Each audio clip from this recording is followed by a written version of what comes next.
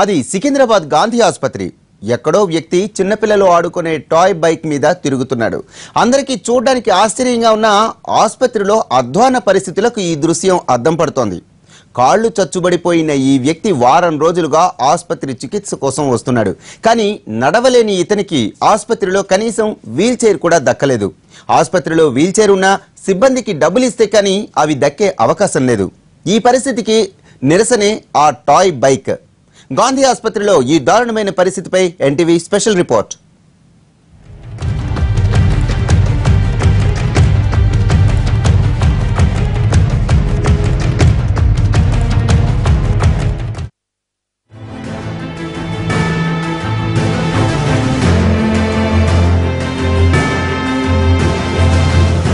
ఇదేంటి? ఇతడు సీరియస్ గా ఉండే గాంధీ ఆసుపత్రిలో చిన్నపిల్లల సైకిల్తో ఆటలాడుకుంటున్నాడు. కొంపతీసి ఇతగాడి మతిస్థిమితం కాని తప్పిందా అన్న అనుమానం రావచ్చు.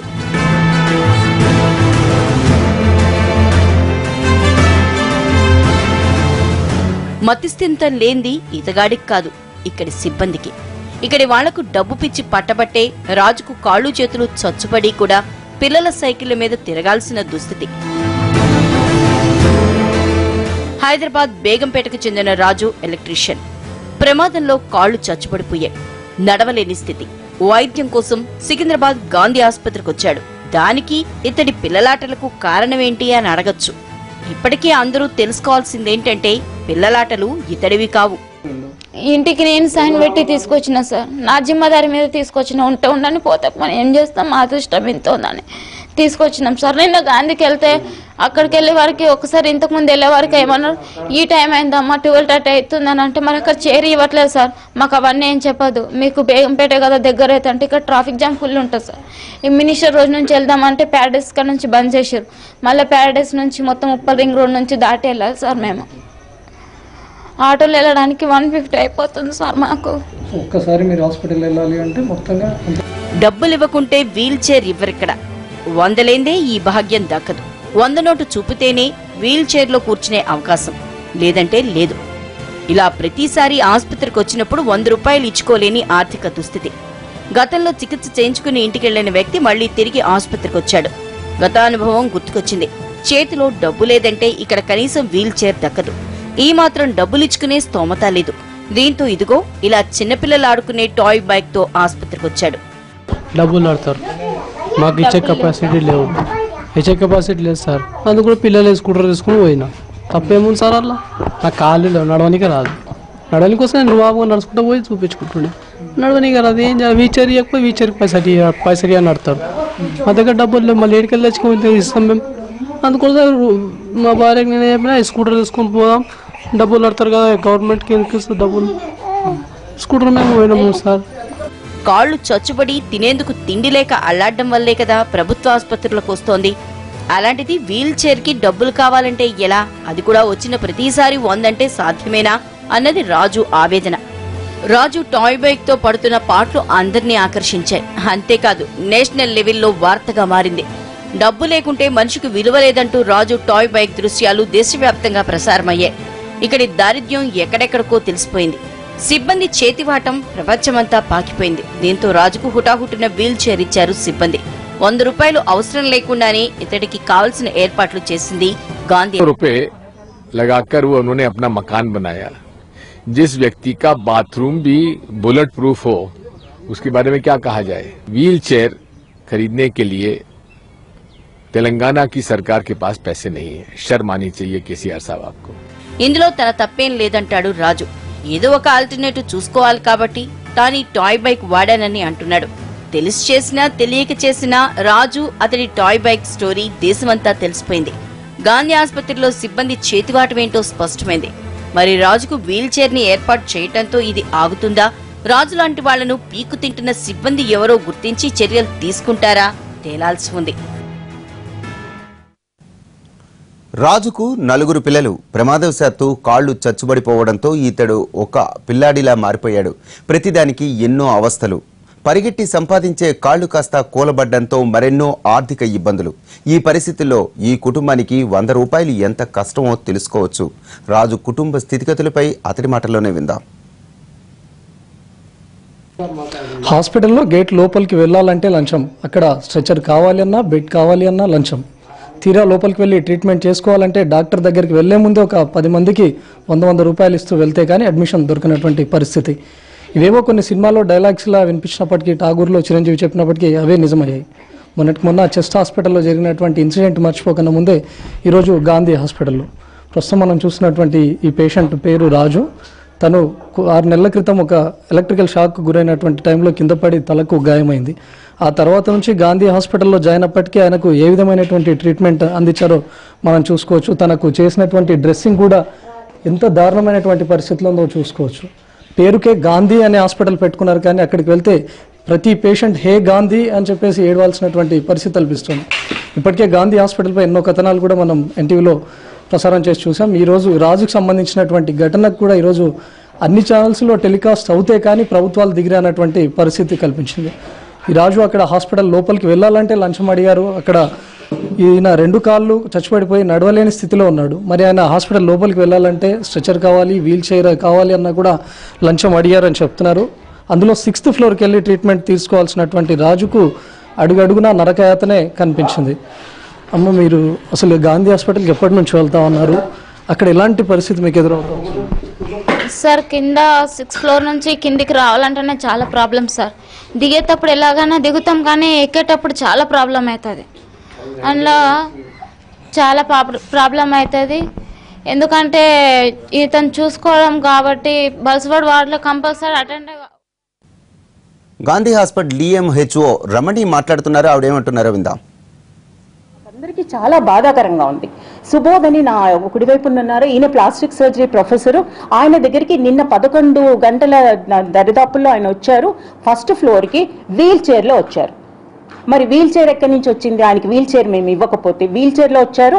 సుబోధ్ గారు పేషెంట్తో మాట్లాడడం జరిగింది, పేషెంట్ భార్యతో కూడా మాట్లాడడం జరిగింది. ఇక్కడ మేము ఒకటే చెప్పదలుచుకుంది ఏంటంటే, ఆల్కహాల్ విత్డ్రాయల్ సిండ్రోమ్ అని అంటాము. ఆల్కహాల్ మానేసే పరిస్థితిలో కానీ, ఆల్కహాల్ ఎక్కువ అడిక్షన్ అయినప్పుడు కానీ కొంచెం మానసిక పరిస్థితి అనేది సరిగ్గా ఉండదు. సో ఇలాంటి ఈ పిల్ల చేష్టలు అనుకోవాలా? ఇలాంటి బండి వాడడం అనేది ఆయన ఇంటి నుంచి ప్లాన్ చేసి తీసుకొని వచ్చారంటే చాలా, అంటే this is an unfortunate incident. మాకు కావాలని ఎవరిని మేము బాధ కలిగ చేయాలని కానీ ఎవరి మాకు ఉండదు. మేము ఎంతసేపు ఉన్న పేషెంట్లు వస్తే వాళ్ళని మంచిగా చేసి పంపిద్దామని మా ఆలోచన. సో ఇది చాలా మాకు అందరికీ కూడా బాధాకరమైన విషయము. ఈరోజు ఇంత సర్క్యులేట్ అవ్వడము, మనిషికి డిగ్నిటీ లేదా అనేది, డిగ్నిటీతోనే మేము ప్రవర్తిస్తామండి. ఏ పేషెంట్ అయినా కానీ మాకు డిగ్నిటీతో ప్రవర్తించి వాళ్ళని తల్లిదండ్రులా చూసుకొని పంపించడం మా బాధ్యత కూడా. అది కూడా నేను రూల్ అవుట్ చేయలేను. ఎందుకంటే హాస్పిటల్లో వీడియో తీయడం ఏంటండి, హాస్పిటల్లో ఫోటోలు కూడా తీయకూడదు. దయచేసి ప్రభుత్వ ఆసుపత్రులను కూడా బ్రతకనివ్వండి. ఇలా ప్రతి ఆస్పెక్ట్ని మీరు ఒక నెగిటివ్ పాయింట్లో చూస్తే ప్రజలకి ఎలాంటి ఇంప్రెషన్ వస్తుంది? మేము గవర్నమెంట్ ఇంత ఫండ్స్ ఇస్తున్నారు, డాక్టర్లు కానీ సిస్టర్లు కానీ పారామెడికల్ క్లాస్ అందరూ కలిసి పనిచేస్తున్నారు. ఇలాంటి వచ్చే ఏమవుతుంది ఇంకా మాకు అంటే చాలా it's really very sad for us today. అట్లా అనట్లేదండి. అడుగుతే గనక ఎవరైనా పేషెంట్ మాకు కంప్లైంట్ చేస్తే తప్పకుండా మేము యాక్షన్ తీసుకుంటున్నాం, ఎక్కడికక్కడ తీసుకుంటూనే ఉన్నాము. ఎంక్వైరీ కూడా ఆర్డర్ చేసాము ఈ విషయంలో. రేపు మధ్యాహ్నానికల్లా ఎంక్వైరీ రిజల్ట్ కూడా తేలుతుంది. నా ఎడం వైపు సూపరింటెండెంట్, డిప్యూటీ సూపరింటెండెంట్ గారు కూడా కూర్చొని ఉన్నారు. రేపు మధ్యాహ్నానికల్లా వస్తుంది. ఒకవేళ ఎవరన్నా కానీ డబ్బులు డిమాండ్ చేసి ఈ అబ్బాయికి వీల్ చైర్ నేను ఇవ్వను అని చెప్పింటే కనుక ఆ పర్సన్ని మట్టుకు మేము తీసేస్తామండి విధుల్లోంచి. తెలియదండి, ఆ మాట నేను చెప్పలేను. కానీ అంటే ఇలాంటివి ప్రొజెక్ట్ చేసినప్పుడు ఏమవుతుందంటే గాంధీ హాస్పిటల్ చరిత్రకు ఒక మచ్చలాగా అవుతుందండి. ఈ నిండు ఒక గిన్నెలో పాలు ఉన్నప్పుడు ఒక విషము చుక్క వేస్తే ఆ చుక్క ఎఫెక్ట్ ఎన్ని రోజులు పడుతుంది? మాకు ఎంతో పెద్ద పెద్ద సర్జరీస్ చేస్తున్నాము, సర్జరీ సైలెంట్గా చేసుకొని వెళ్ళిపోతున్నాము, అంటే ఈవెన్ పబ్లికేషన్స్ చేస్తున్నాము. అవి మేము ప్రొజెక్ట్ చేసుకుంటూనే ఉన్నాము. అన్ని బులెటిన్స్లో వాటిలో కూడా ప్రొజెక్ట్ చేస్తున్నాం.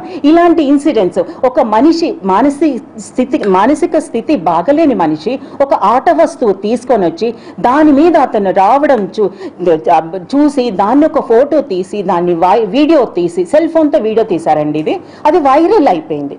వైరల్ అయిపోతే ఆఖరికి ఇప్పుడు నేషనల్ న్యూస్లోకి వెళ్తే ఎవరికి మన స్టేట్ ఇది, మన తెలంగాణ, మన హాస్పిటల్ ఇది, గవర్నమెంట్ హాస్పిటల్ మనది.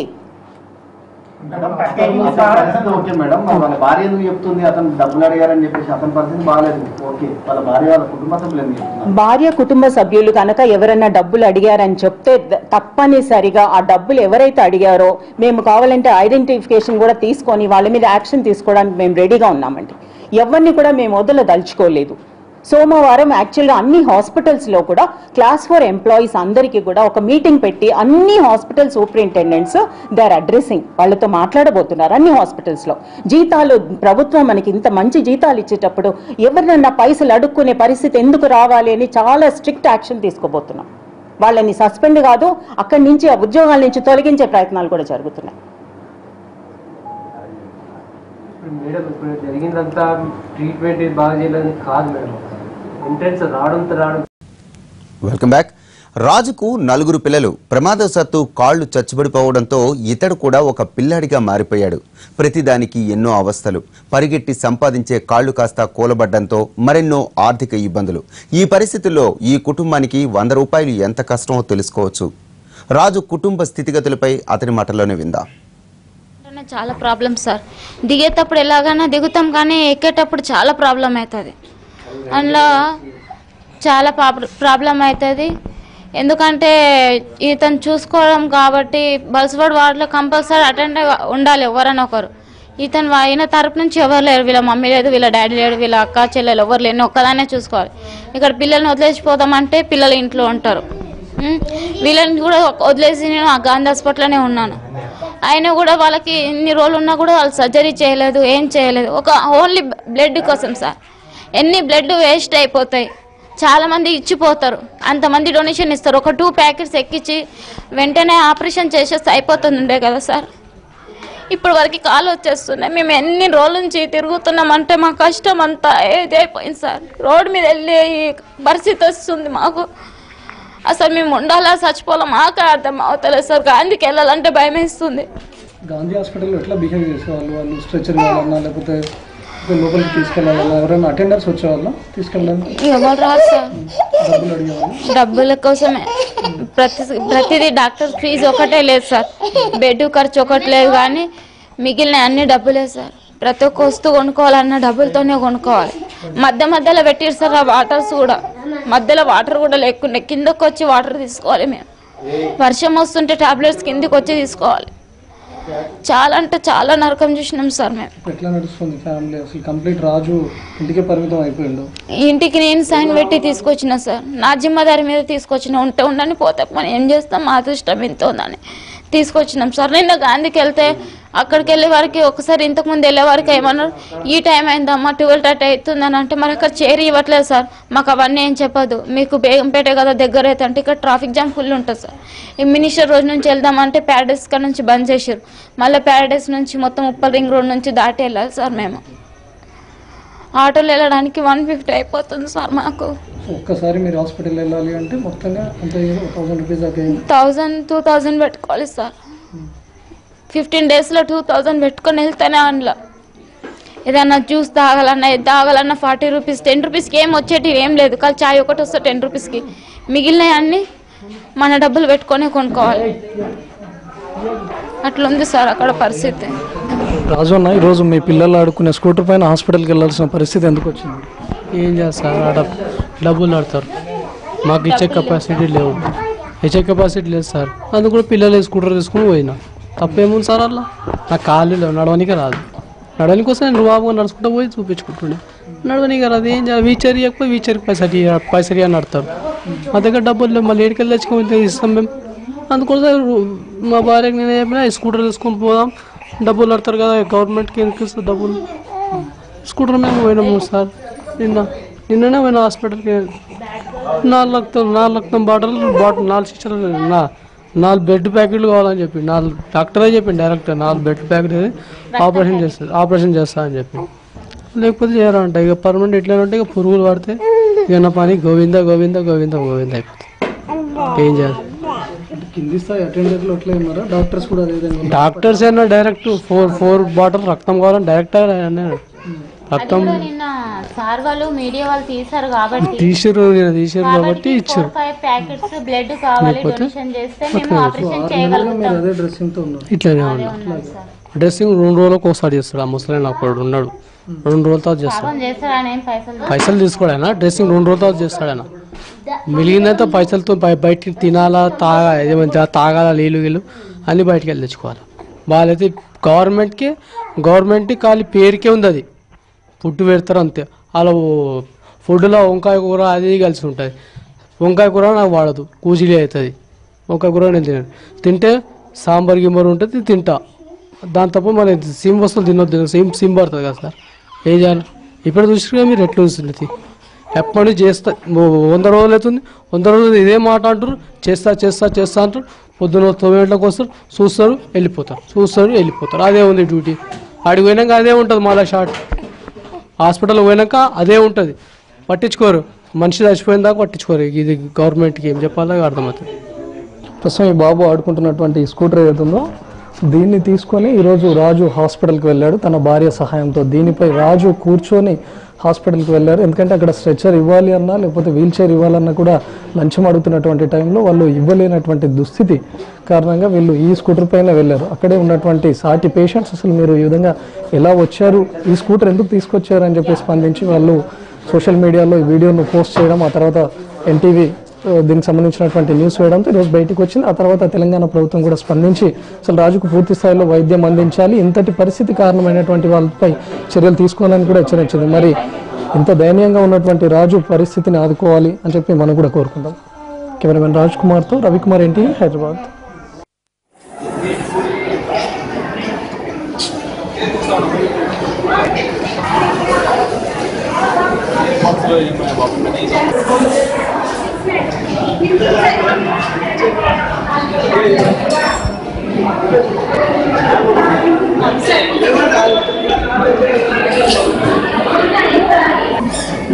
ఎన్ని రోజులు వచ్చి ఇక్కడికి?